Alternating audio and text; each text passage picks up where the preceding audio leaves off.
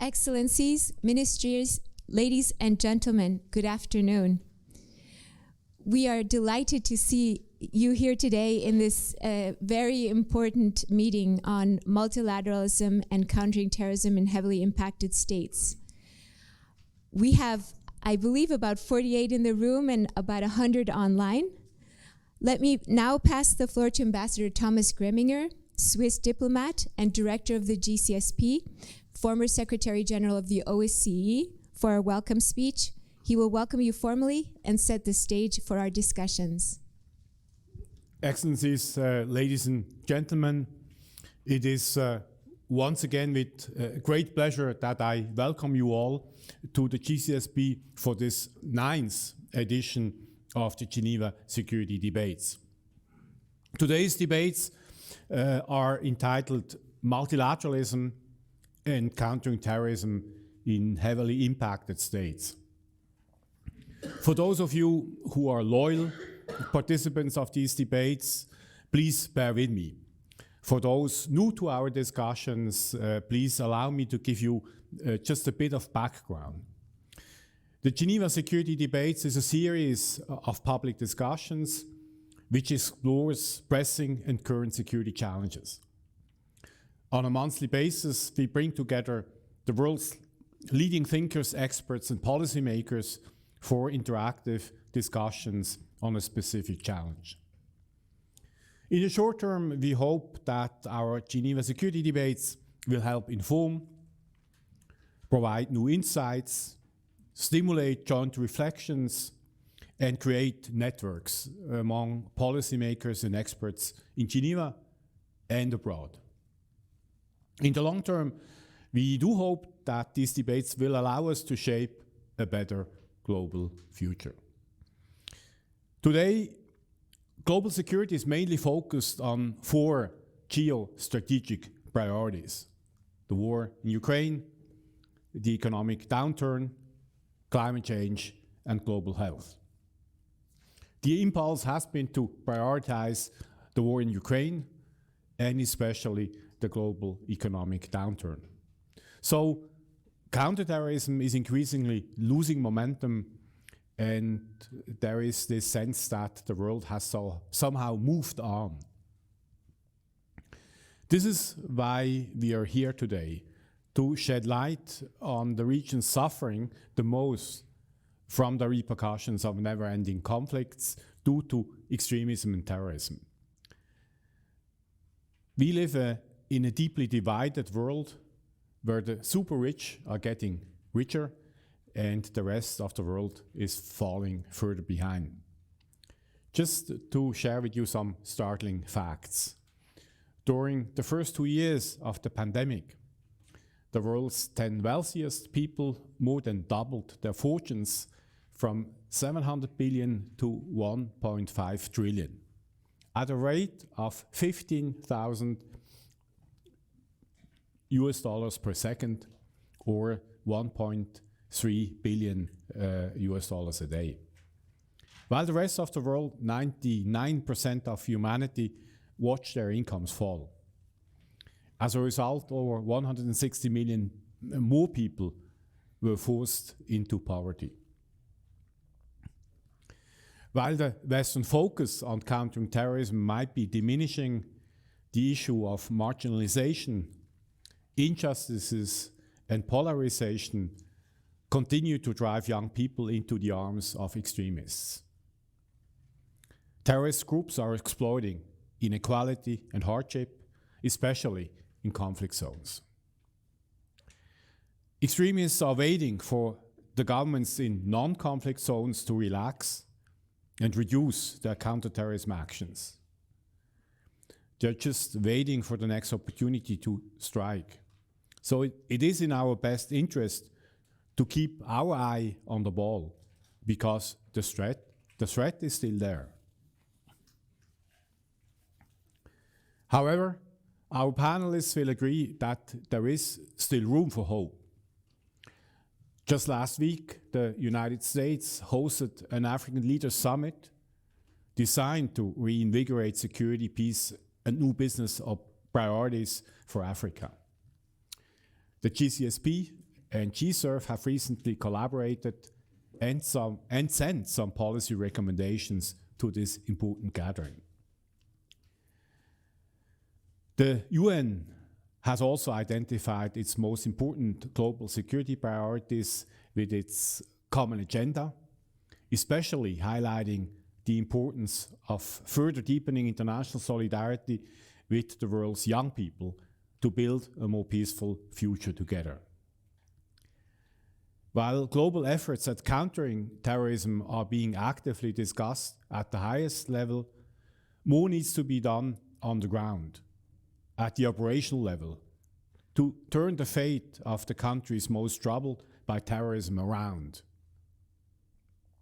This panel will not only focus on the G20 priorities, but also on how other stakeholders, especially the African Union, will need to be included to build greater cooperative security and multilateralism across the board. Because no single state can manage these challenges alone. All stakeholders need to engage in the Sahel region, across the Levant, including the Horn of Africa, and in South and Southeast Asia. So many parts of the world where the impact of transnational terrorism has transcended borders while creating greater hardships. These parts of the world are currently suffering from two types of crises. A humanitarian crisis, which has led to a dangerous security crisis, and the prognosis of even greater food insecurity is dire. The security crisis is leading to more political upheavals, including coup d'etats in Africa. Burkina Faso has suffered a recent coup d'etat, which is the 7th that has occurred in 26 months around the Sahel region. Ladies and gentlemen, as we have learned from our 8th Geneva security debate on the future caliphate, we cannot be complacent. Indeed, we cannot take our eye off the ball. Some 20 years after 9/11, the challenges of terrorism have continued to grow and evolve most dramatically, not in 9/11 style attacks, but in the capture or radicalization of existing conflicts and grievances, allowing control of populations and territory by extremist groups. About 60% of Africa's population is under 25, and the young population is expected to grow to 80% by 2050.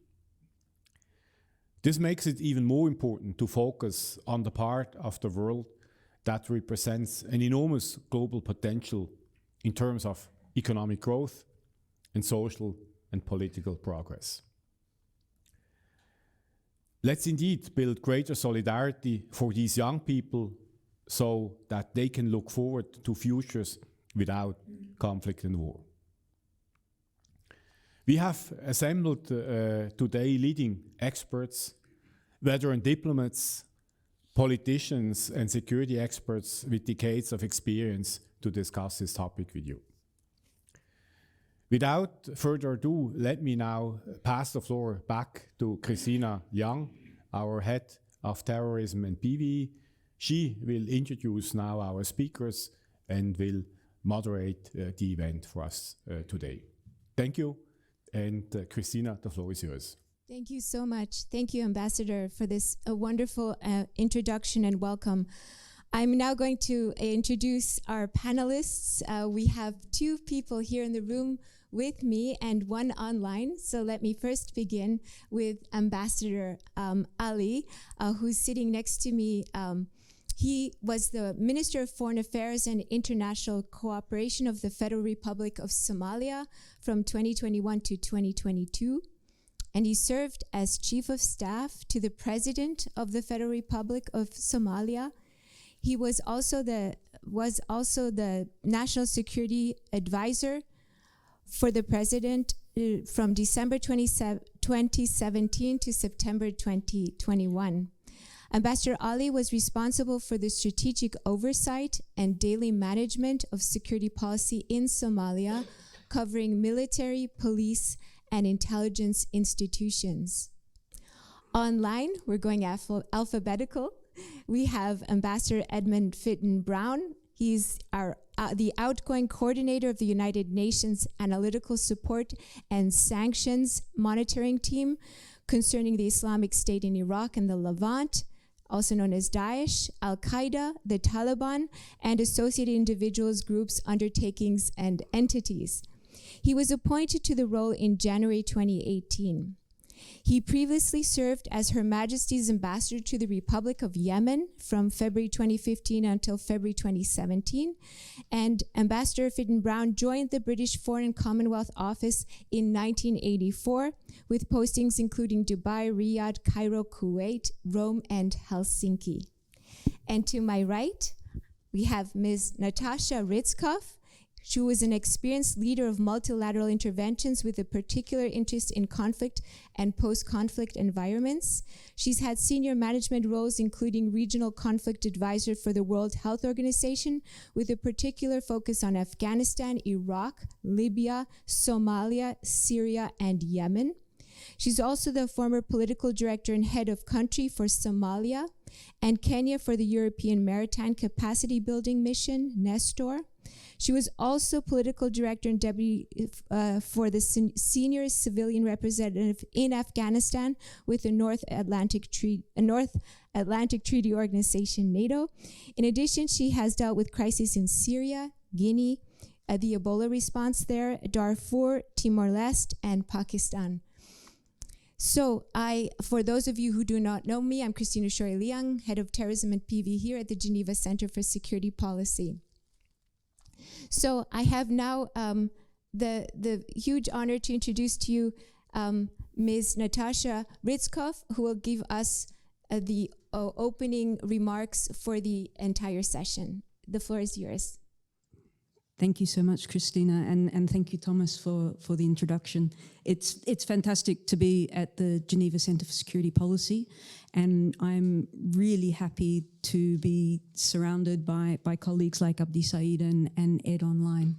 You guys will have seen from the publicity that we were expecting Director Shabaab to join us online. He's a last-minute withdrawal because he's in the midst of negotiating Ethiopian ceasefire agreements in Nairobi. He sends his apologies. I would just say clearly we have the right man on board in terms of where he's working and what he's focusing on. And maybe it's a little bit of an early preview that one of the things I will be definitely advocating for is resourcing to the African Union so that Sajo isn't the only man in every room. Their capacities are enormous, their resourcing maybe not so much. I really wanted to just make a couple of opening comments to focus us. Counterterrorism is an enormous topic and it can go in multiple directions. I don't want to in any way limit the directions that we go in, but a little bit of focus is maybe helpful. The complexity that we're looking at is continuing to evolve and manifest in many forms. And I think significantly for people like me, for good and for bad, we don't even have an accepted definition of terrorism. So these are big conversations. On this conversation, I really want to talk about the most heavily impacted states. It's a term that I've been using these last months, and I don't know if it's the catchiest term, but what do we mean by that? And you will have seen in the introductory material, it's really the states where we're talking about high levels of violence, high levels of conflict. There's exploitation of governance gaps and institutional fragility, exploitation of financial systems, and emerging and recovering economies. This is a big financial question. Do not underestimate that part. and a capture of long-standing conflicts or discontents by terrorists and extremist groups. To simplify it a little bit, spectacular attacks are absolutely a tool used in these environments, but what we're really concerned about is the control of populations with or without the control of territory and the threats to states' existence. This is what the threat is. As Thomas has already mentioned, this is the Sahel, this is the Horn of Africa, this is the Levant, this is South Asia, increasingly parts of Southeast Asia. This is not Australia and Europe. Those are not the ones who are facing these challenges. And that's key. I suspect it's not been intentional, but that 20 years ago our counterterrorism energies were motivated by 9/11 has somewhat framed our view of the challenge to be stopping those spectacular attacks planned from a long distance, taking place in Western capitals. We need to make sure that that isn't the focus moving forward, that we look at these most heavily impacted states. So where are those countries sitting in the world at the moment? And again, you will have heard this multiple times, but we really are looking at multiple security crises in the world at the moment. COVID-19, the climate crisis, the war in Ukraine are impacting all of us. COVID-19 and climate has, I think, really destabilized the world economy over several years now. There's serious threats on food security, and again, I'll underline the financial aspect of sovereign debt, generational debt for many of the countries that we're talking about. If we look at the IMF most heavily indebted countries, if we look at the World Bank assessment of risk for debt default, these are the countries and neighbours that we're talking about as the most heavily impacted. And the war in Ukraine, I think, is really worth mentioning again a little bit specifically in that it's amplified all those existing threats, as well as triggering fuel price surges and something of a failure to focus on other parts of the world. And so if you're sitting trying to manage the crisis in these most fragile situations, I think it's worth noting there's been failures in vaccine equity. By the end of 2021, when there'd been really large promises that there would be vaccine equity to the world, we were looking at 500,000 doses into the developing world compared to 7.5 billion doses into the developed world. There's been multiple promises of energy transition support that have not really been realised. The climate change induced food insecurity that's come about from that hasn't been dealt with, hasn't been given the resources that the immediate impact in the Ukraine has. We're looking at populations equally facing appalling circumstances, but the world is maybe not equally resourcing and supporting all of those effects. This has got to and is changing the perceptions and calculations of those managing the most fragile situations, and we need across the world to be aware of that. Questions around reputation and functionality of the UN are really at the forefront at the moment. And this is creating questions about who do we partner with when the situations are so fragile. And I think these are reasonable questions for many countries to be posing, and we need to be supporting them with strong answers. Again, and I know we have at least one Afghan colleague in the room, the failure of the 20-year intervention in Afghanistan, re-establishment of the Taliban as the de facto government, has both bolstered the confidence of jihadi groups and called into question, again, who do we partner with? It's possibly not the politically correct thing to say, but comparisons are made between the support offered to the Afghanistan government and the support offered to the Syrian government, who is still in place. And voices now of these smaller and developing nations and what they need to better protect their interests are becoming louder, which I think is a very, very positive thing. And they're becoming louder in a moment where we're seeing unprecedented momentum for UN reform, and that's both external and internal processes. We've already flagged our common agenda as something of a way forward for the UN that's been posed by the Secretary General. That was a piece of work that didn't spend a lot of time on the security and peace side of the House. That process is now taking place, and that's a huge opportunity, I think, for us to input. And the sorts of changes in work that we'll talk about today is the soft side of that UN reform. It's not going to immediately cause structural change in the Security Council, but if we change the focus, the perceptions, the priorities to ensure a really global multilateral system, that is equally part of UN reform. And there is space and momentum to do this specifically in the counterterrorism space. I go through just a couple of examples of what's been happening this year in that multilateral space. In the Security Council, India last week, convened as part of their presidency a session specifically on the impacts of global terrorism. Ghana, equally in the previous month, did a similar thing. In August, the Chinese were really focused on capacity building and strengthening systems across Africa, which again, in terms of their presidential statement, came out with a large piece on what's happening in the counterterrorism space. And super importantly, the momentum within the African Union is really significant.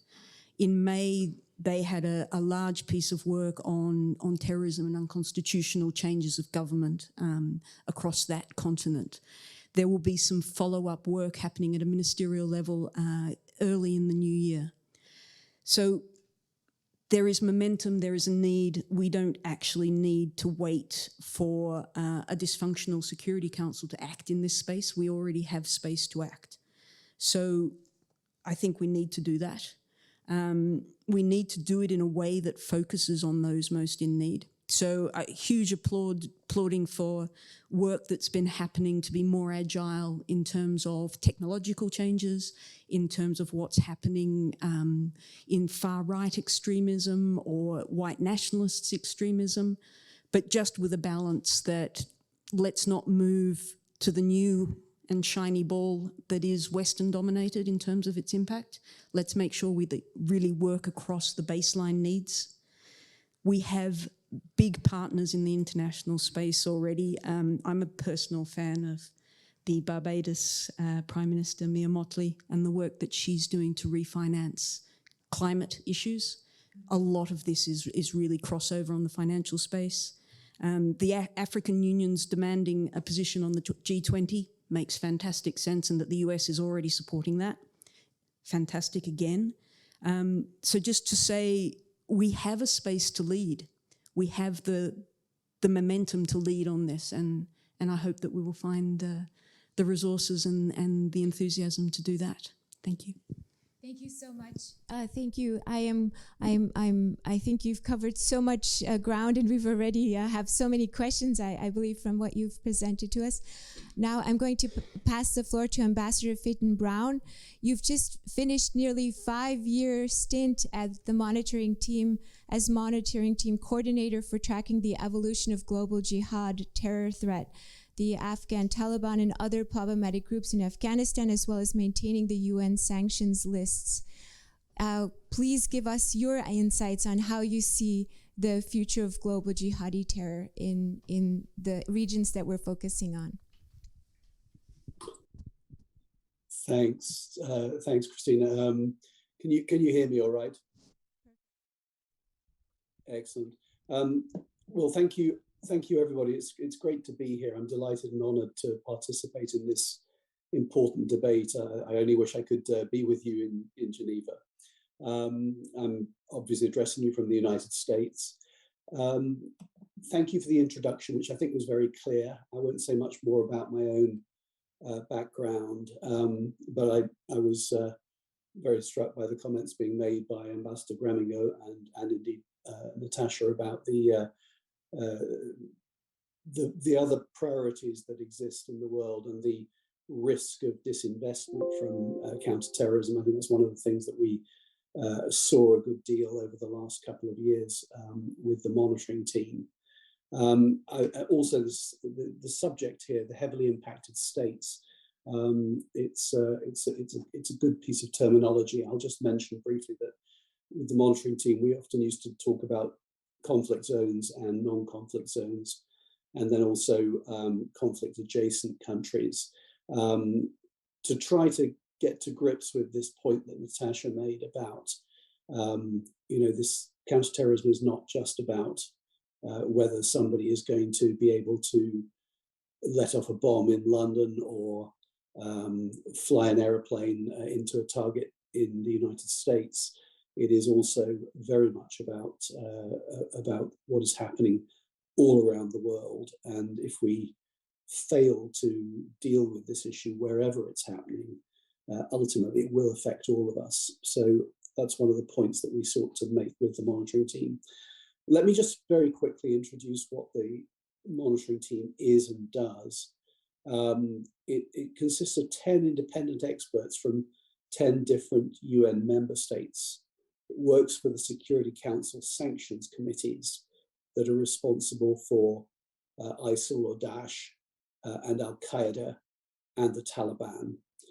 And it does its job by engaging member states, and especially their counterterrorism agencies, on both sanctions and the threat posed by these groups.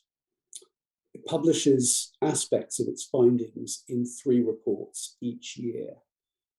And I'll be very happy to expand on this sort of modus operandi later if anyone is interested. But for now, let me move to the substance of today's topic.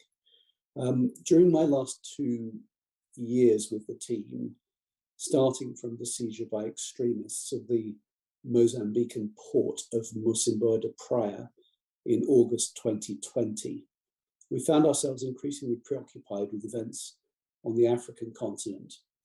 When we wrote our report on ISIL and Al-Qaeda in June 2021, we reordered the regional sections to put Africa first, and that has continued ever since. In general, affiliates of ISIL and Al-Qaeda have enjoyed more success and fewer setbacks in Africa than anywhere else in the world. The UN Office of Counterterrorism, which is a separate part of the UN, it's the main UN body that deals with CT, has embarked on a sequence of high-profile engagements in Africa that will culminate in a summit event in late 2023. The question is, are we analysing the threat accurately, and are we responding to it in a manner that is likely to prove effective? Now, on the threat, I think our analysis is accurate, but not comprehensive. It needs to go deeper. In summary, in the African continent, we focus on 5 main arenas: Mali and the Western Sahel, the Lake Chad Basin, Somalia and the Horn of Africa, Cabo Delgado province in Mozambique, and the Eastern Democratic Republic of the Congo. In all cases, there are elements of cross-border contagion to neighboring states. Interestingly, we focus less on North Africa these days, as both ISIL and Al-Qaeda have had limited success there recently, although the security vacuum that is Libya remains a key risk factor for the continent. One peculiarity of Africa is that despite eye-catching ISIL activity, it is the Al-Qaeda affiliates that look stronger and more strategically dynamic. Al-Shabaab in Somalia is in fact the strongest and most resilient affiliate that either group has anywhere in the world. Its finances are secure enough that it is able to remit some income back to the Al-Qaeda core leadership. Meanwhile, to the west, Jamaat Nusrat al-Islam al-Muslimin, JNIM, is an Al-Qaeda affiliated coalition that has destabilized Mali, now is destabilizing Burkina Faso, and is starting to create insecurity across the borders of those countries into the Atlantic littoral countries. Both al-Shabaab and Janim use the tactical latitude that al-Qaeda's decentralized model has given them to build local partnerships and influence and become players in issues affecting local populations. Even defining ISIL activity in Africa is more controversial, with analysts disagreeing on the extent to which ISIL controls the groups that have pledged allegiance to it. In fact, in some ways, this can be seen as ISIL going down the same decentralized track as Al-Qaeda. It will not be surprising if its affiliates take on increasingly distinct identities in different locations. They are, after all, pre-existing groups that have affiliated themselves with ISIL. ISIL did not create them. It has sought to manage them and indeed to survive its own military defeat in Iraq and the Levant by creating a series of regional networks organized on a hub and spoke model. The monitoring team's last report, published online in July, gave the most detailed publicly available account of ISIL's regional networks. In Africa, the hub of the East Central and Southern Africa network is the Al-Qarar office in Puntland, Somalia, which is closely concerned with the activity of Ahl Sunnah wal Jama'ah, ASWJ, in Mozambique, and the Allied Democratic Forces, ADF, in the DRC. The hub of the West African network is the Al-Furqan office in northeastern Nigeria, where the faction of Boko Haram that broke with Abu Bakr Shekau and was accepted into the ISIL fold is active throughout the Lake Chad basin, including across the borders into Niger, Chad, and even Cameroon. It is also closely concerned with the activity of IS Greater Sahara in the Western Sahel. Although it has not developed the level of influence nor posed the level of threat to the stability of regional member states that Al-Qaeda has, ISIL has enjoyed a great deal of success in these two networks. Despite some setbacks in Mozambique, it remains active there, and in DRC, and it has enjoyed a series of operational successes in Nigeria, capturing war spoils in the process. Both of these regional networks feature heavily in ISIL core propaganda because they supply relatively good news stories for the group, which has suffered setbacks in many other regions. Now, of course, there are plenty of other fragile and conflict-affected states that I could refer to outside Africa. I'm often brought back to talking about Yemen, which was my own last area of expertise with the British Foreign Service. And Yemen, of course, is a classic conflict zone where you have both ISIL and Al-Qaeda active. And we could talk a great deal about Afghanistan and some of the neighboring areas of southern and central Asia. But I won't go into any further narrative detail at this point. The idea of this presentation is to be brief and prompt discussion. So let me conclude with the following thoughts. The threat posed by Al-Qaeda affiliates is clear, manifested by control in parts of Somalia, spreading instability in and around the Western Sahel. There are even concerns about ideological influence on banditry in northwestern Nigeria. Al-Shabaab also poses a clear international terrorist threat to Kenya and other regional states. It remains to be seen whether this will translate into a global threat. Al-Shabaab has expressed its admiration of how the Taliban maintained its domestic focus to take over Afghanistan. But we have at least one case of it seeking to train a civil aviation pilot, which strongly implies more extensive international attack ambitions. When I said we lacked a comprehensive picture, I was speaking more of ISIL. The truth is that we don't fully understand the extent to which its regional networks function in practice as part of a global ISIL project.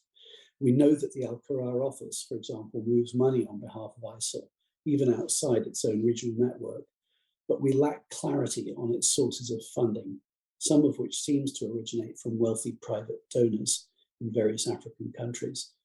We have only sporadic insight into the presence of foreign terrorist fighters in African conflict zones, and that is a potential indicator of future external attack ambitions.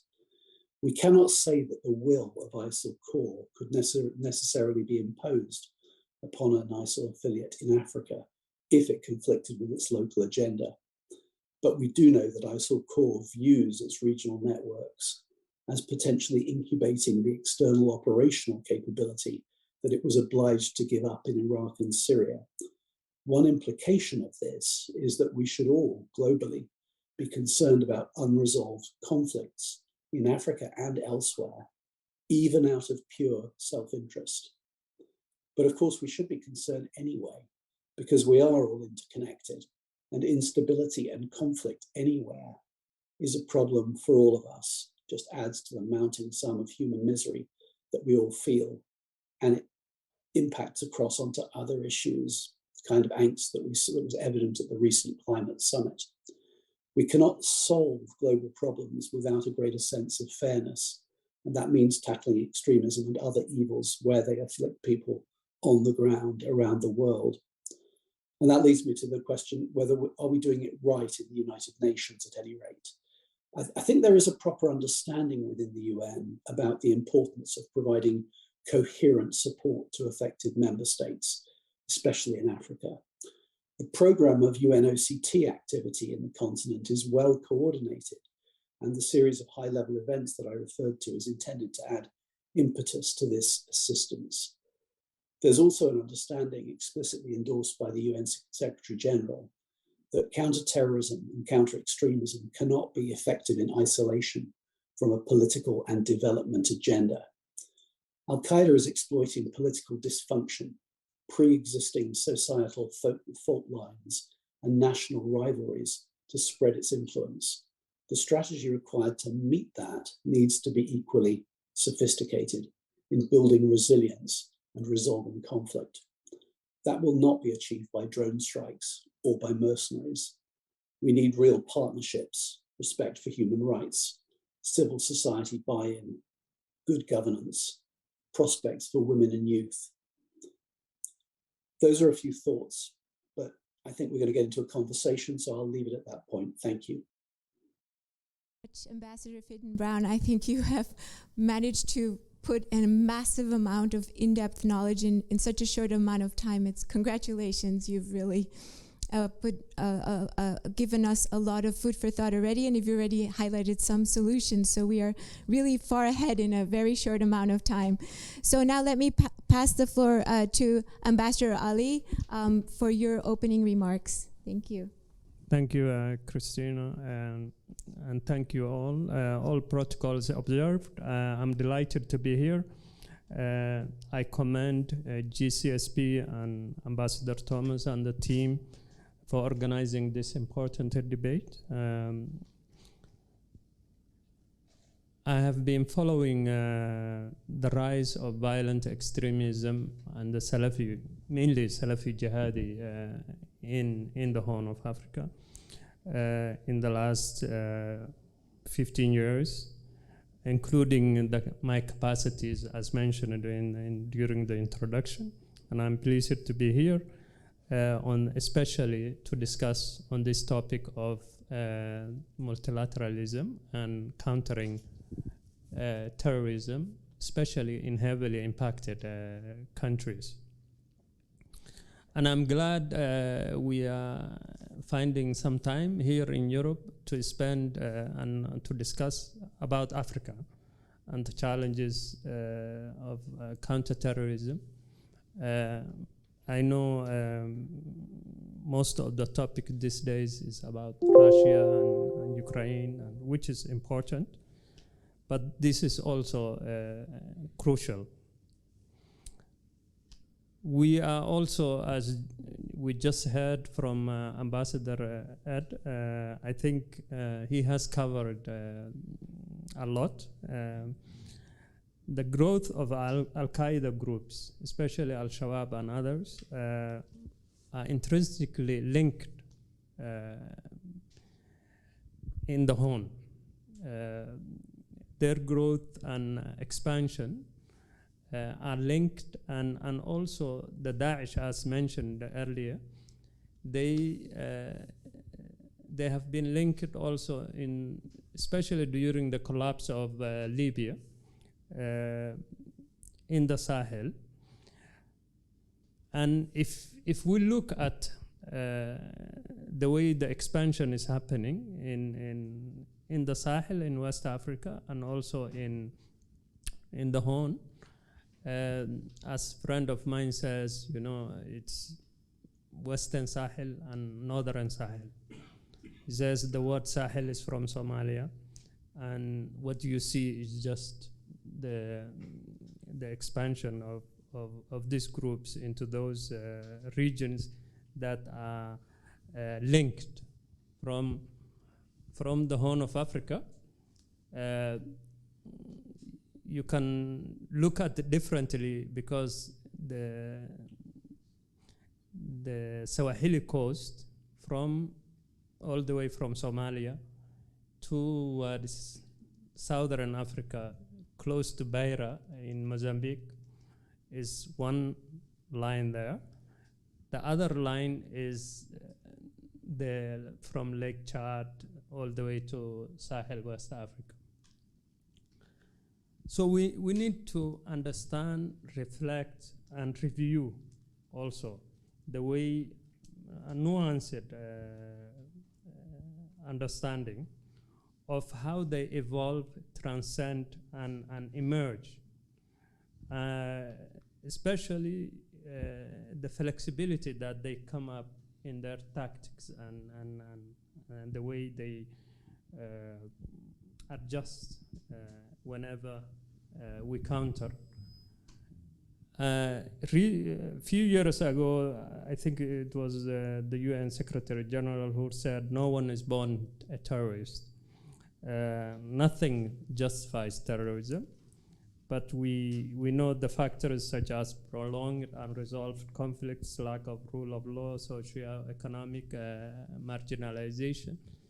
And Ambassador Grimminga mentioned also the percentage of youth in Africa. That itself should give us time to pause and think. That youth, we will be dealing with them in the next 50 years, 40 years or so, decades to come. So it's indispensable to understand not only the motivations, but the way these groups deal with local communities and the host communities. And then the way, when I mentioned the Sahel coast and Sahel, the way they transfer what I call economies of scale, or you can call core competencies, meaning technology, resources, narratives. Some people call it ideology, but the narrative, the way they mobilize and use effective media campaign to counter governments and authorities' messages.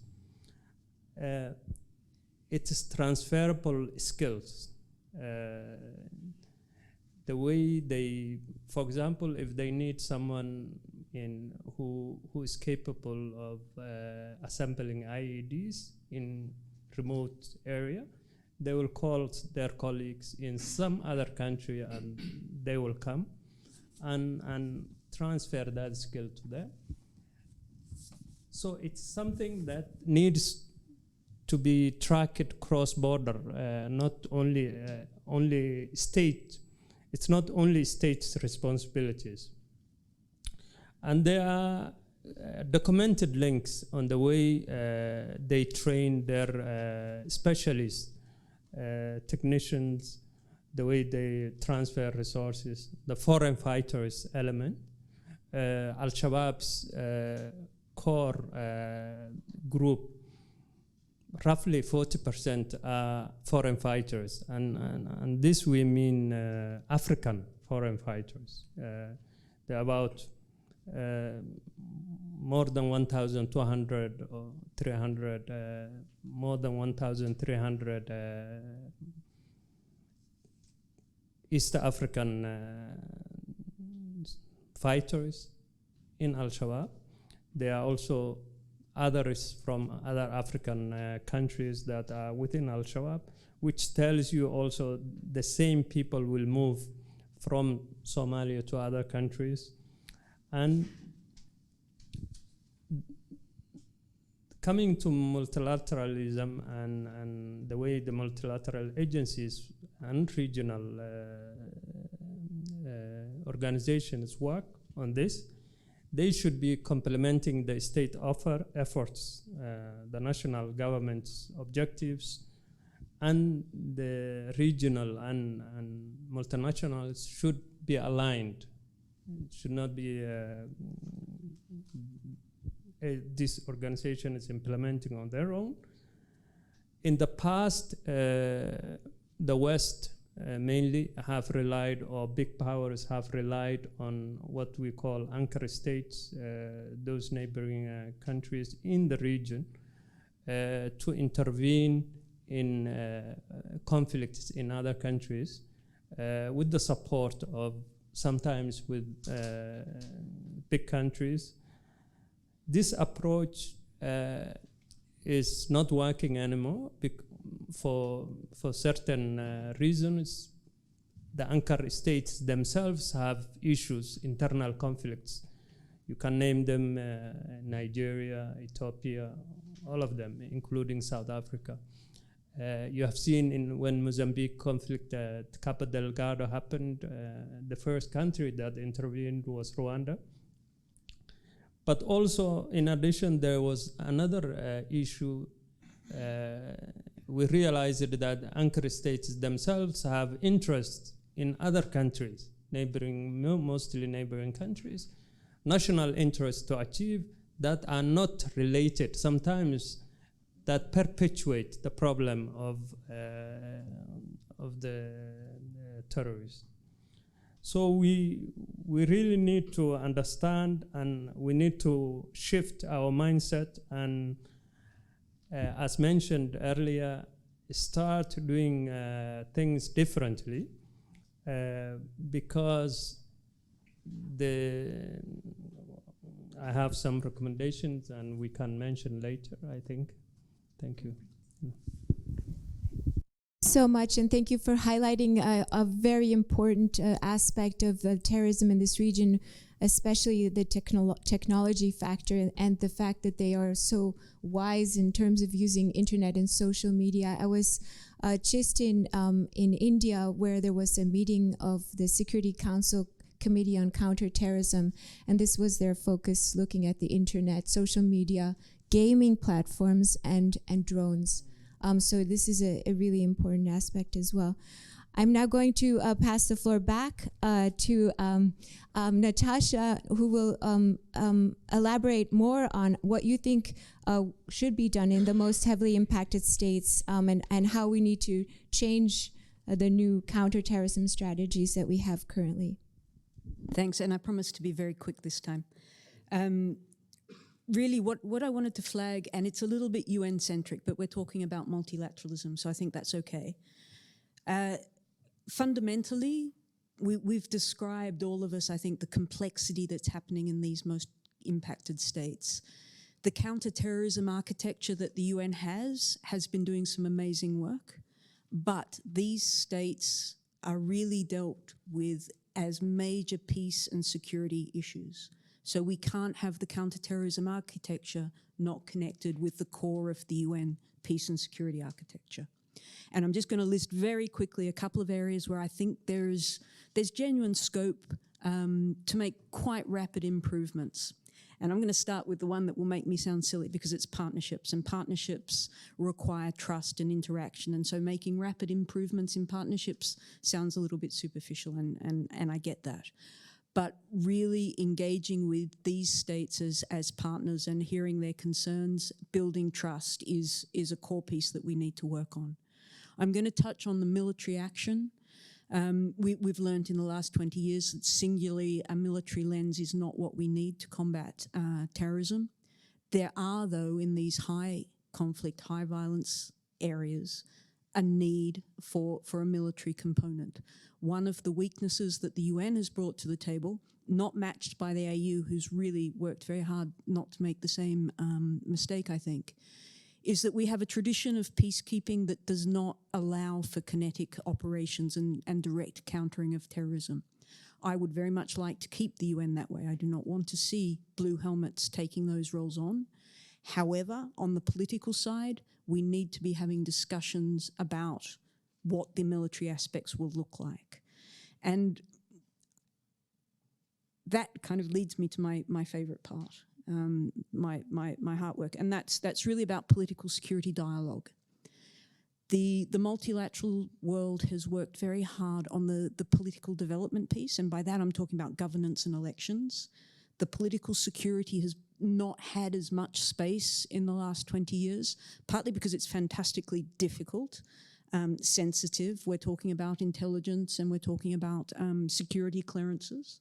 But the political realities that drive our security decisions have to be connected, and those conversations are really important. Otherwise, we end up with very technical military solutions that are not connected to those political realities. And I think in many situations we've seen that doesn't work very well. And then just the final area that I again want to really highlight is finance. So we're looking at countries that have financial systems that are just being established, often with very strong private sector actors, particularly in the banking and telco sectors, that are the core of the stability and the economics of those countries. They've been established in a situation where there's enormous risk, and they've balanced their ability to run those businesses, but it's not been developed in a way that international norms and standards and frameworks can just be pushed on. So we end up with really what can be quite combative conversations between the likes of the World Trade Organization, the bank, the IMF, as to what the situation should be, and then the reality of what those businesses have established. So we need to work, I think, a lot more sensitively and with a lot more nuance in those countries to work with the strengths that are in place. And again, we're talking about emerging economies. Now, they may be emerging really for the first time, or they may have had an enormous setback because of conflict. So again, they need to be built around the strengths that exist. Unfortunately, I think at the moment, terrorist organizations are probably the place to go. The financial officers, the annual finance officer conference, which is clearly the level of sophistication that they're operating at. These are the guys that know where the weaknesses are. They know where the places to exploit. And we need to be as well informed, but in a manner to strengthen rather than to exploit. So they're just some areas I wanted to raise. Thank you so much. Thank you.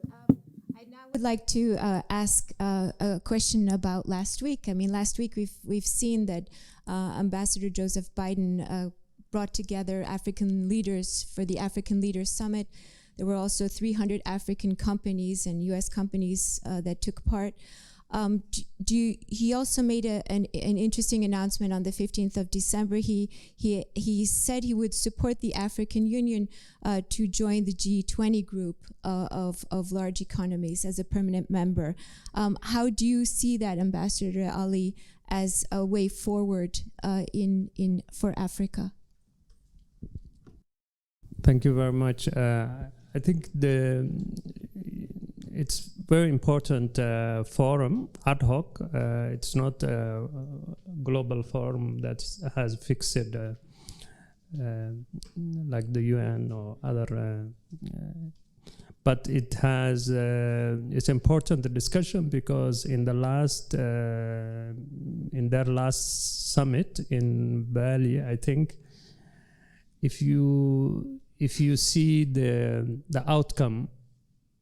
The main themes, I think there were 3 themes. One was on global health, the other digital, and the third I forgot, but it was not definite. It's relatively related to the issues in Africa, but it was less on Africa, more on highly developed economies, and that is where the IFIs and international financial institutions take cue from. Where will they, where and how they will finance the programs for the next year and the following.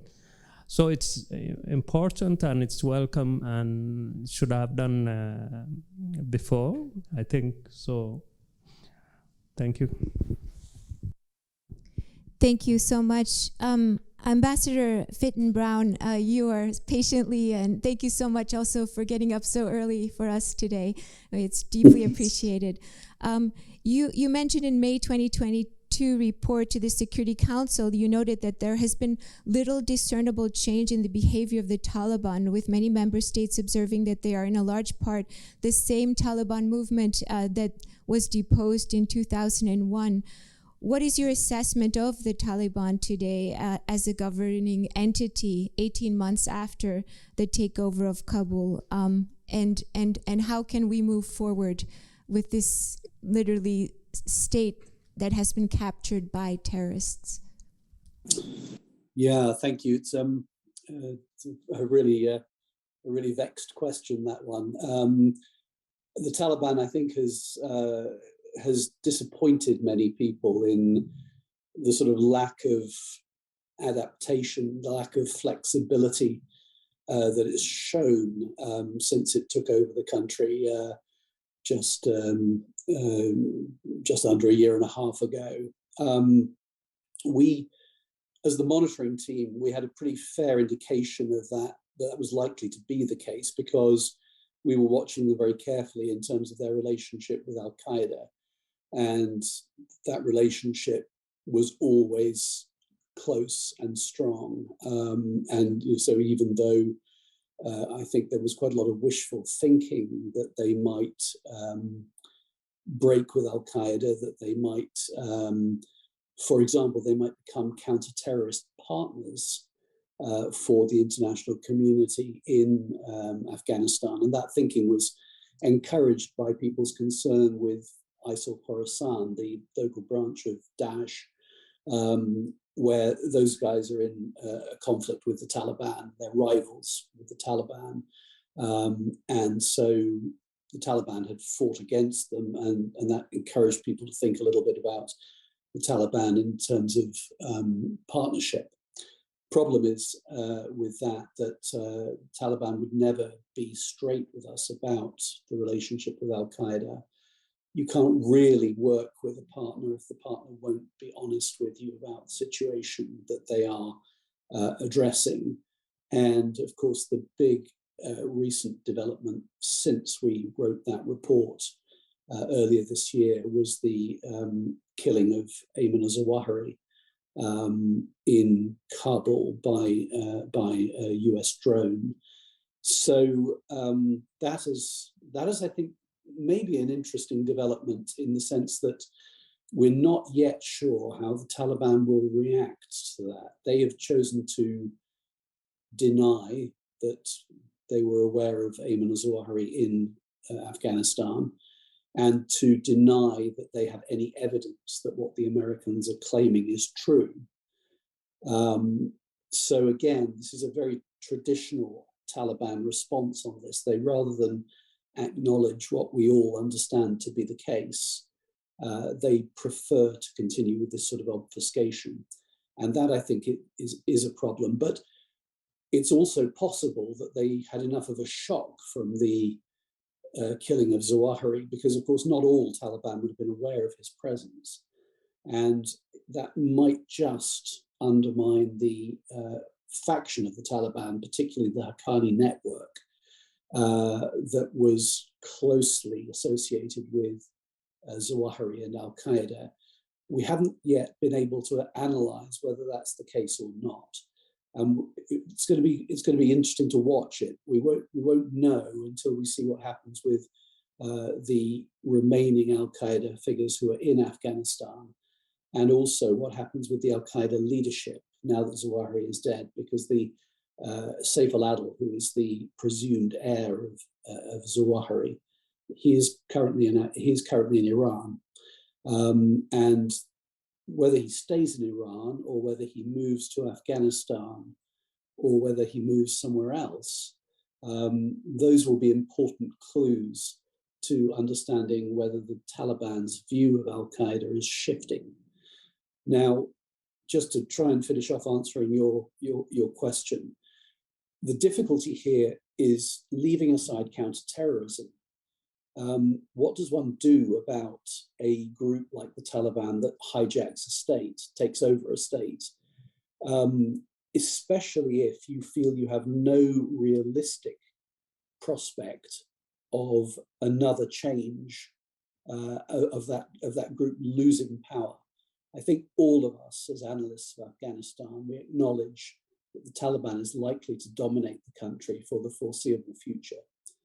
Do you then just stand back and have nothing to do with that country, or do you try to influence it in a positive direction? And I think clearly the answer has to be the latter. You have to try to influence it in a positive direction.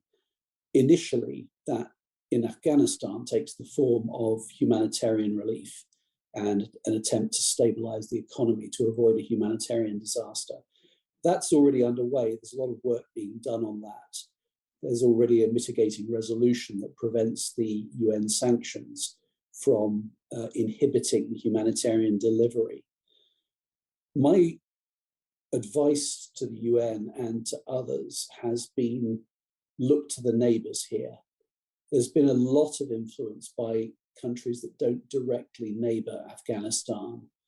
And actually, the people who are most impacted by events in Afghanistan are the neighbors, the Central Asian countries, China, Pakistan, Iran.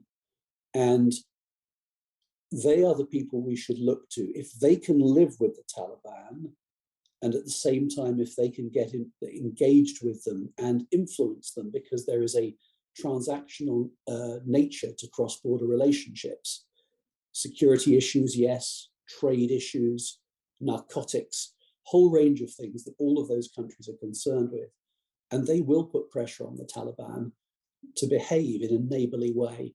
So my recommendation has been to the UN and other international actors to work with the regional partners, to look particularly at fora like the Shanghai Cooperation Organization, which brings together all of those neighboring countries, and to encourage them to work together, and by working together, to make the Taliban feel that they are under pressure to moderate their behavior. So much. I have. I see the clock's ticking, and I know that this audience would love to ask some questions. So but I also have some questions that I've worked hard on. So I wanted to roll 3 questions into one, perhaps, so that we can cover a lot of ground here. So, Ambassador Ali, Somalia is in turmoil. You have unprecedented levels of hunger. In the neighborhood, in the Sahel, but also in Somalia, and hungry people are very vulnerable to violent extremist recruitment. You have IDP problem, and just in August there was a deadly weekend-long siege of Al-Shabaab at a Mogadishu hotel, where 21 people died and more than 100 people were injured, which really showed the level of power that Al-Shabaab had in your capital, but at the same time, there's some hope. There are multilateral institutions, the EU, the AU, bilateral ones, US, UK, Turkey, that are all heavily involved in helping Somalia, and we see that President Biden also reversed his predecessor's order to pull American soldiers out of the country and has now moved them back in. And they are working very closely with the Somali military partners, the Danab, lightning special forces who are working very hard to prevent the growth of Al-Shabaab. So do you think a bigger presence of US troops, or do you think more multilateral organizations like the AU, or how do you see or foresee troops working within Somali troops in your country? Is it effective? Is it counter-effective? How do you see it moving forward? Thank you very much, Christina. I think the first responsibility rests with the government, national government, and any support should be aligned with government's priorities in dealing with the terrorists. And the immediate support, of course, is military. You need to disrupt the IED network, as you mentioned, groups that are undertaking attacks, especially to instill fear and to show that the authorities that they are capable of hitting were the closest, but also to show, and this is again the narrative, to project that they have much power and get so that they can get more support. But in addition, they want to instill fear among the population and show that they are most relevant. And I think that it's the government's responsibility to counter that. And the way we have countered this was to have a specialist unit trained by the Turkish called Haramat, the police. This is a unit. They're still there. We place it in a strategic locations in Mogadishu, and if there is complex attack, there was a post-incident manual that are supposed to be followed through, and the idea is they will be deployed immediately. Once the attack happens, the unit will arrive within less than 10 minutes, because they are strategically located, and mainly the Al-Shabaab will attack either government building or hotels. And we did this in order to not give them the publicity and the propaganda. As soon as the unit arrives, the idea is they will evacuate the people within the first 15 minutes and then eliminate or capture the terrorists within 40 minutes. This was what we called at the time post-incident complex attack plan. And there is, of course, pre-incidents. And so it's any support that comes from multilateral or bilateral should be geared towards the authorities' capacity. Of course, there are long-term programs, and multilateral, especially multilateral agencies, are better in supporting long-term peace building, the youth employment, stabilization, governance, rule of law. And we have to know one thing, that we will be stuck with these groups for quite some time. So our planning should be also long-term. While the authorities are dealing with immediate actions, earlier Mozambique was mentioned. If you remember, at the beginning, this group were a bit ragtag, community vigilantes. They were not well dressed. Now, if you see the pictures of them capturing places or coming to places, they are more professional, well dressed, well equipped. And this is just few years. And we have been stuck with Al-Shabaab in the last more than 15 years now. they might change the names or might change the locations, but for us, yes, the immediate support is necessary through,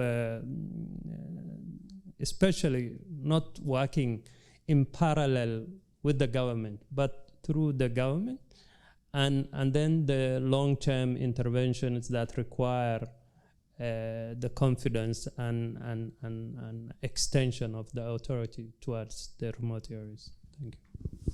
Thank you so much.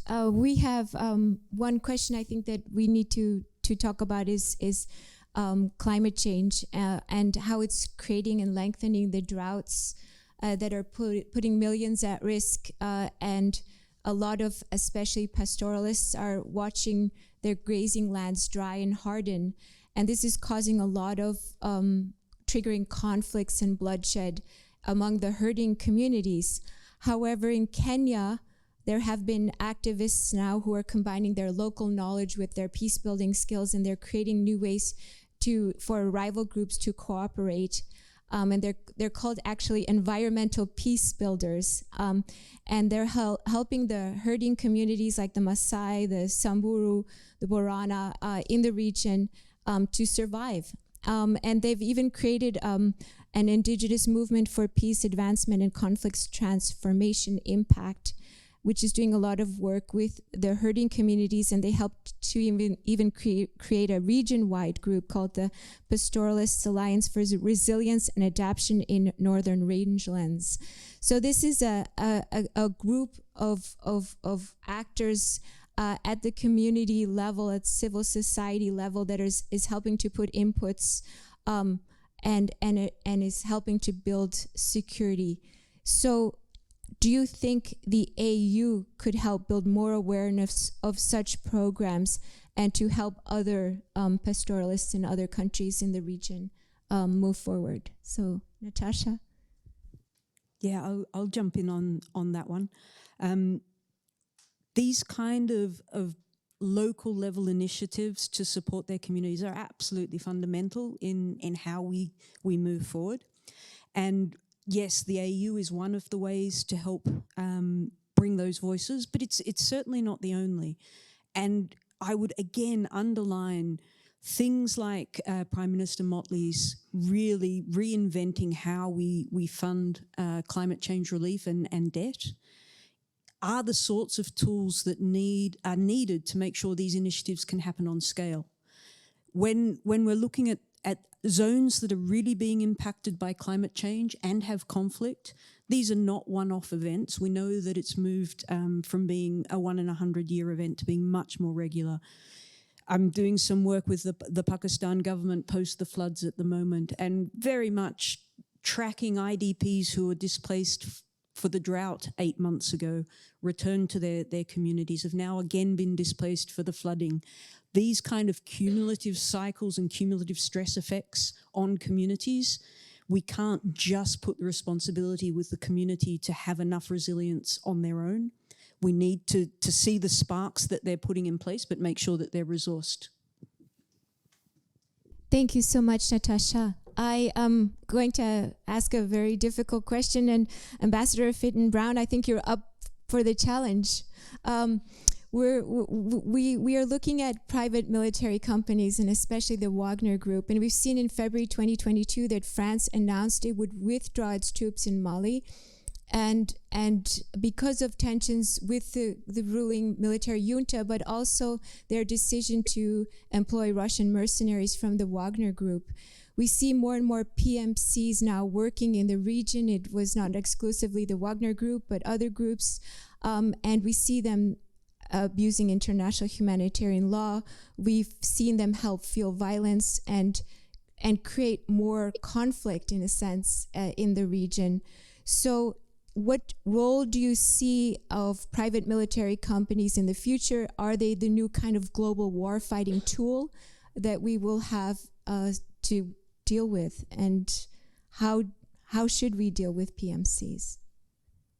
I'm asking you all the time. Yeah, no, it's a big question. I think clearly we can't rely on private military companies.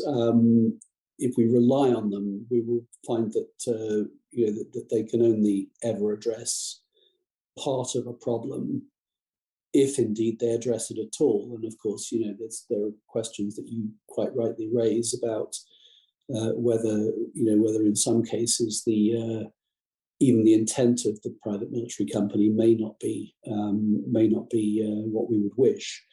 So, I mean, first of all, it is important to say that they will vary a little bit according to which company it is, and it may be that there is a role for some private involvement that may be helpful sometimes. I mean, I'm thinking particularly of the South African assistance to the evacuation of Palma in northern Cabo Delgado back in early 2021 during that crisis that took place in northern Mozambique. So it's not to say that they can't play a useful role sometimes.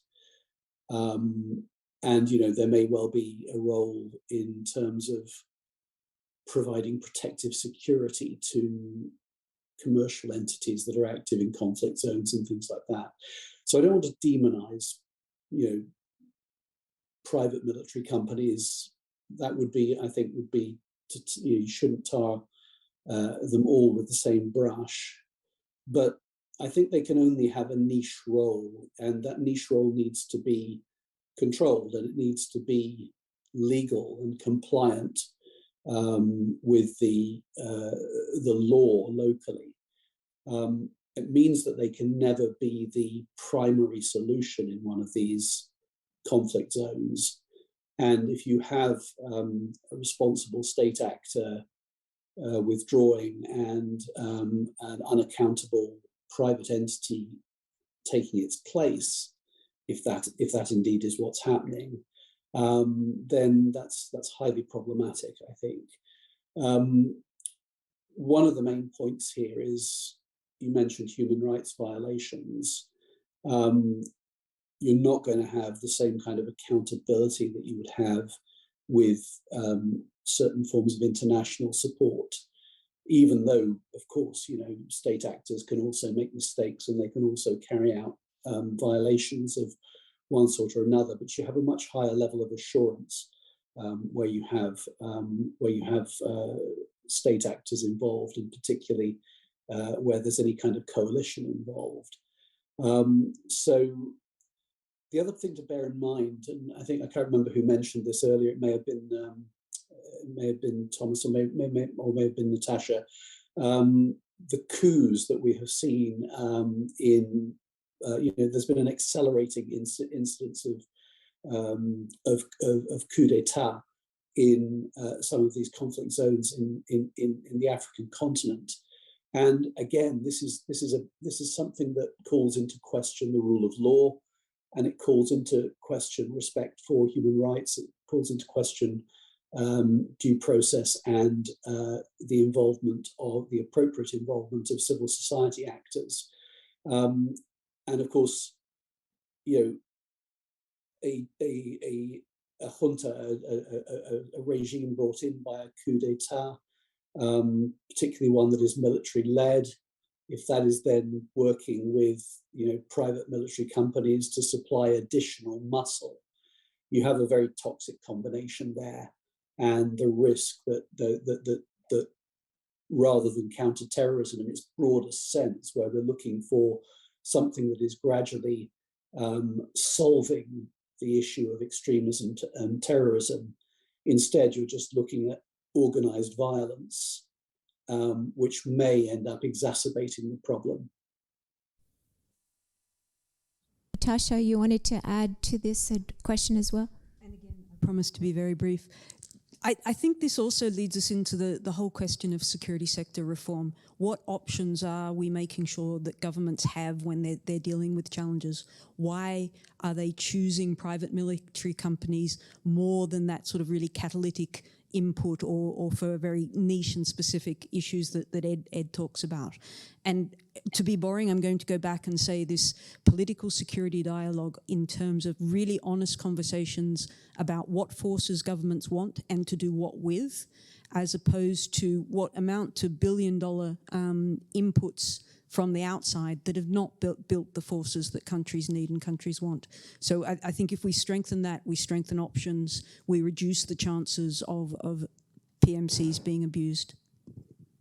Thank you so much. I think we are starting to come closer to the end, so I just wanted to make sure that I ask one really, I think, fundamental question is what we see the radicalization in countries is really augmented by this kind of perceived feeling, and this came out really from our last Geneva security debate, this feeling that the authorities and the local governments don't care enough to take care of their people, that there this kind of sense that there's no justice, no access to health, no access to food, water, basic necessities for survival, and weak governance. What can be done to change this perception, to give hope to these young people that they then aren't pushed into these arms of these extremist groups who promise them or even give them access to food and water and even sometimes salaries to. So what can we do?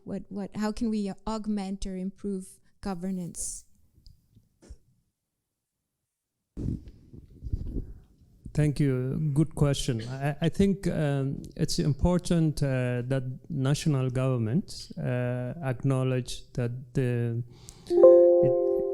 it's important that state building, institutional building, governance, job creation are part of counter-terrorism strategy, and it's not separate. It's and then what we need is to have a predictable funding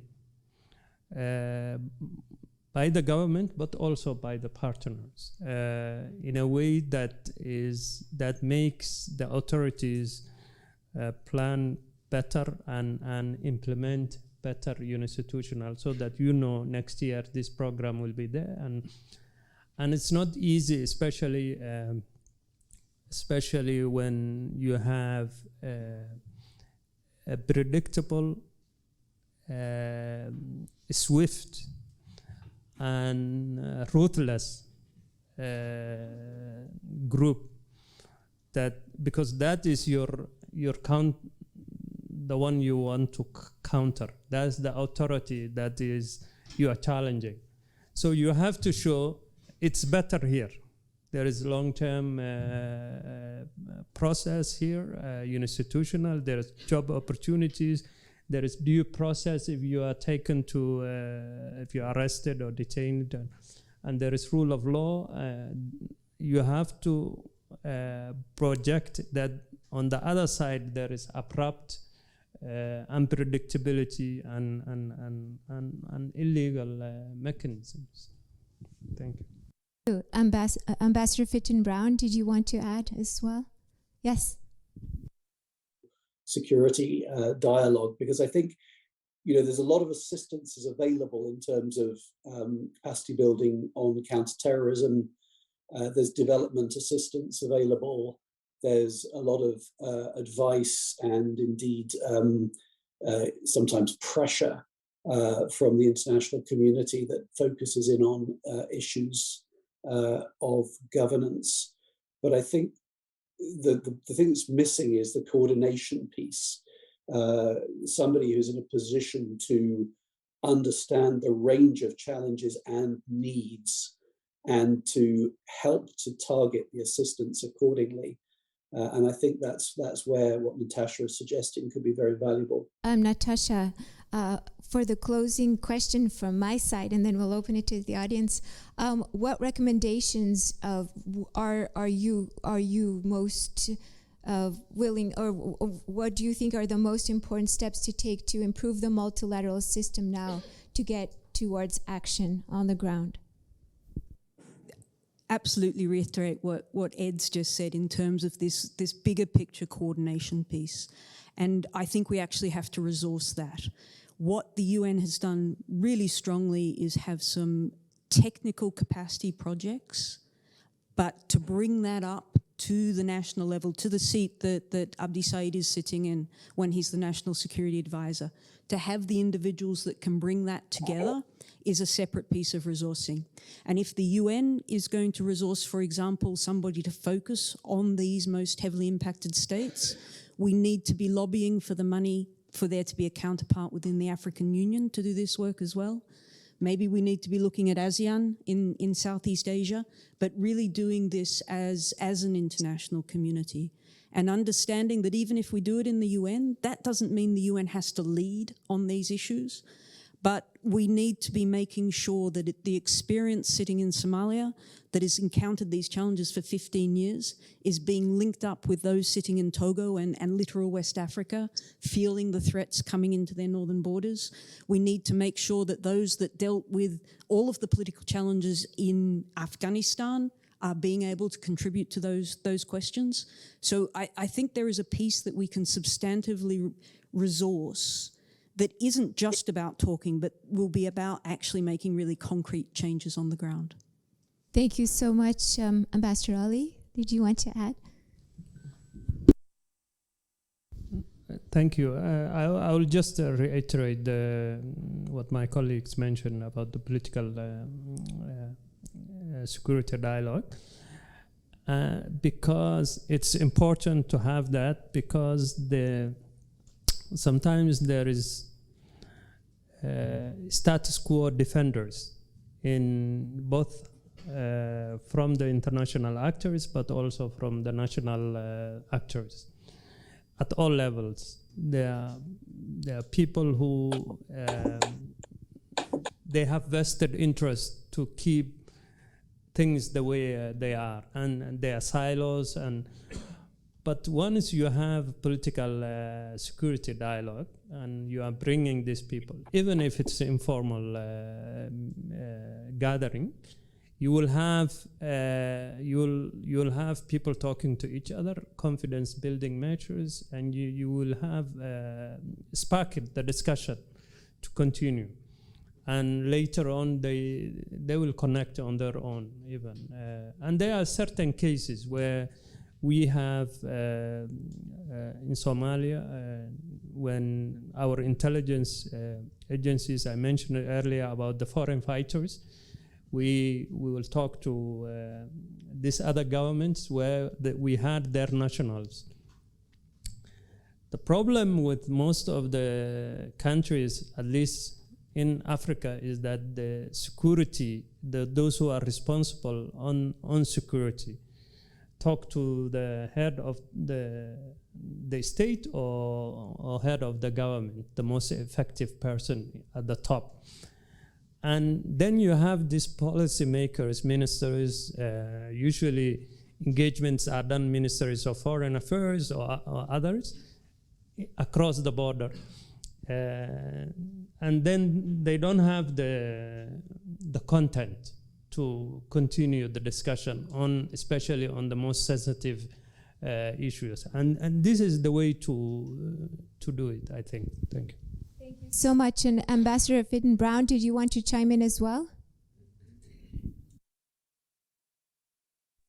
No, I think I stand by what I said in my last intervention. So I'd like to open the floor here. Would anyone like to ask a question? We will please note that as this is a public discussion, the Q&A might be subject to recording, transfer, and posting on social media. If you do not wish for your name and or position to appear, you may refrain from introducing yourself when asking your question. So please go ahead. Yes. Thank you, Dr. Shori and Mr. Baruti. I'm Senior Research Fellow within Research et Documentation Juridique Africaine, a group of African lawyers based in Belgium. But I'm also a GCSP alumnus, and I will intervene here as an African academic. Ambassador Minister Ali before getting involved in peace building, I'm professionally specialized in shipping and maritime businesses. And all European shipping companies are watching to Somalia to establish the hub of shipping companies for the Gulf countries. But the problem was the security issues. And 8 years ago, we tried to informally to make contact because Madame Natasha raised the issue of some plan made abroad, but for Somalia.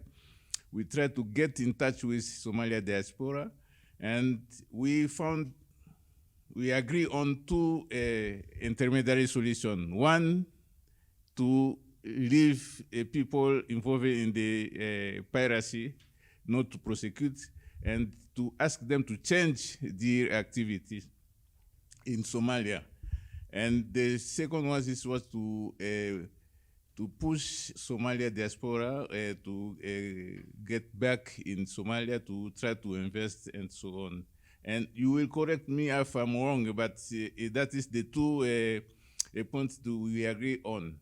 And if you can realize the low standard of hotel are now running, managed by former people involved in the piracy activity. That is the issue to say that the private sector is ready to invest in Somalia. The issue is that the national authority should put some condition and push some arrangement to attract that private sector and to put in some activity and company and to give salary to the youth, and to try to mitigate the risk and intention of youth to get in the piracy. That's related to issue of coup d'etat raised by the Ambassador Greminger here. In Sahel, you will see that the three, out of the three countries experienced by the coup d'etat, all the three countries are the two coup d'etat are made by young people. And what was the reaction? First reaction of young people is to call all former presidents who was in exile to come back in the country in order to try to find solution. That is the link. What is the link between the young president and the former president who was living abroad? That is the work that we as Africans should do in order to understand how to solve this problem. And you mentioned is that what you don't want to call ideology but narrative is true.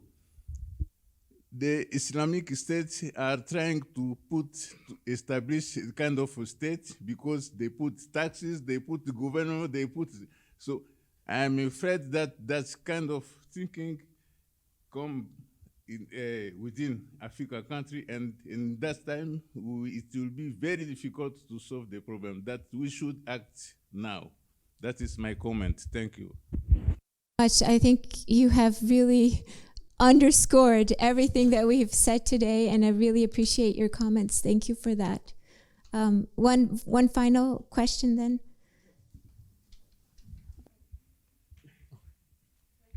No, thank you. It's again a comment. I'm Pawan. I'm the first secretary in the Permanent Mission of India. But let me begin by thanking GCSP for inviting us for this important discussion, and also the panelists for their very useful insights. Of course, as it was mentioned earlier, that it's an enormous topic. But I think we all agree that we've been able to touch upon various facets of this. My government does attach a lot of importance to counterterrorism, and in this respect, the two events which we organized recently were also mentioned. One, as a part of our UNSC presidency, we organized a special briefing on global counterterrorism approaches, challenges and way forward, where our foreign minister, Dr. Jaishankar, who was chairing the meeting, also put forward 4 key challenges which the global counterterrorism strategy or approach architecture faces today. Since it was in the context of the discussion, I would like to just reiterate those four points briefly. The first challenge he mentioned was the issue of terror financing. The second was on ensuring the integrity and accountability of counterterrorism, multilateral institutions, mechanisms, and their working methods. The third on addressing double standards in countering terrorism. And fourth, the countering threats for the misuse of new and emerging technologies by terrorists. I think we, of course, touched upon many of these issues today, and the fourth one specifically was also related to our event which we organized in October, which was the Global Counter-Terrorism Committee meeting in Mumbai and Delhi, where the participants also, which Dr. Christina mentioned, where the participants also paid homage to the victims of the terrorist attack in Mumbai in 26/11, which also was happening eventually at the Hotel Taj, which was also one of the building which was attacked by the terrorist on 26/11. And in this regard, there was also the Delhi Declaration which was adopted, which speaks about the new and emerging technologies. I think this declaration would be useful for international community, and which can build up further on this declaration when we are speaking about the issues of new and emerging technologies. And just another point which I would like to reiterate from our minister's statement at the UNSC was that the four challenges which he has identified, it is important that we need to adopt a comprehensive, contemporary, and result-oriented approach when we are looking at global counterterrorism mechanisms and architectures. Thank you. And thank you for, I've never had this before where the Geneva security debate ended instead of questions from the audience, but actually summarizing and adding to the conclusions. So very nice. Two things that I also wanted to highlight. The Delhi Declaration that came out from the CTC meeting in New Delhi and in Mumbai, the double meeting that was occurred in November. And I also wanted to highlight there's a really good article, an interview of Ambassador Fitton-Brown in the CTC Sentinel, if you want to go into more detail about understanding the dynamics and what's happening in Afghanistan. So do read that. It's a fabulous interview. Thank you so much. I have a lot of people to thank, but first of all, I wanted to thank I think one of the most important people here today, Natasha Ritskov, who was fundamental in bringing this eminent group of experts together. Without her, we wouldn't be here today. And then I wanted to add David Sheldon, who has helped bring all of you here into the room and has been an amazing help in organizing this. He's over there. And thank you so much, Laura Albas, also for being here today. And most importantly, also our tech team. You don't see them because they are behind the screen, but Christian Munoz, you have been a pivotal in making this happen, pushing all the right buttons and making people appear from as far away as Texas, I think. Is it Texas? So thank you so much. I wish you all a wonderful afternoon, and I hope to see you again at our next Geneva Security Debate, which will be on the 24th of February. We will be talking about the war in Ukraine.